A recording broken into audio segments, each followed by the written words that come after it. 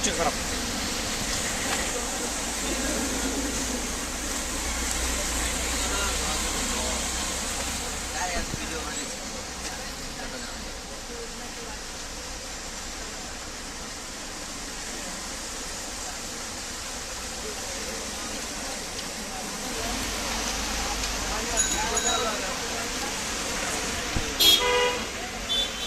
এটা উপকার আছে, অনেকের জানা যায়। এই যে অবস্থা। ঠিক আছে, সেটাই তো কইতাছি।